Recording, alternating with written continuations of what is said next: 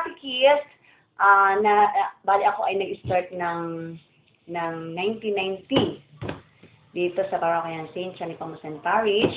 Tas so marami na akong naranasan, maganda, problema, yan. So marami na rin akong pari na nakilala sa Oblate of St. Joseph na bali ay every 3 years ay nagpapalit ng pari dito sa parokya. So marami na rin pari akong naging ka-close na iba't ibang kanilang patuntunan bilang isang parish priest dito, the assistant, at puro sila magagaling. Puro sila magagaling ang kanilang pinapaano dito sa atin sa bayan ng San Juan. So una, noong ako ay naging catechist, so bali ay kumbaga ay kulang sa pananampalataya mga bata dito sa San Juan.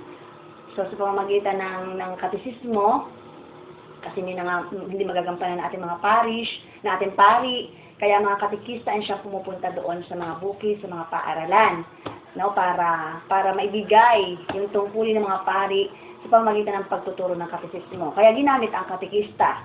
Kaya nung ako ay naging katekista, ayun, kumbaga nakatulong ako, nakatulong ang lahat ng mga kasamahan ko dito na maipalaganap yung pananampalataya, lalo na yung pagkilala sa Diyos. So, then, hanggang sa ngayon, yan, ako ay katekista, kumbaga ay ako ang naging head catechist dito sa ating parokya, na kumbaga ay, bagamat hindi lahat ay masaya, hindi lahat ay nagiging yung pagiging head catechist ko, pero dumarating ang punto na kapag may problema ay nagiging maayos ang lahat dahil sa tulong na rin ng aking mga kasamang katekista.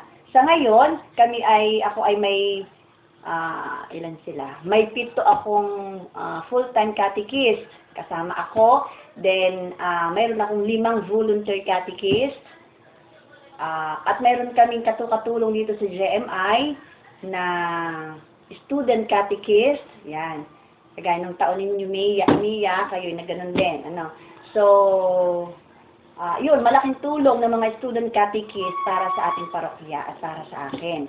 Na sa loob dito ng ating, alam mo naman, Mia, sa laki ng ating parokya na hawak niya, ay 41 schools, public school, at 11 national high school, public school yun, So yun ang hawak natin ngayon dito. Kaya napakahirap na, doon naman sa salary, kung kumbaga hindi naman tatawagin yung salary, kumbaga honorarium, kumbaga ay talagang sakripisyo ang pagiging isang katekista, pagpasok dito, na kumbaga yung honorarium lang namin, edi pampamatid uhaw kapag kami naroon sa bukid, yan. At kahit nga, sabi nga natin ay walang natatanggap ka na na kayamanan, na yung pera, kumbaga, ang pinakakayamanan na lang namin mga katekista, ay di yung nag-iipon kami ng kayamanan sa langit, sa pamamagitan ng tulong namin o pagtuturo sa mga bata.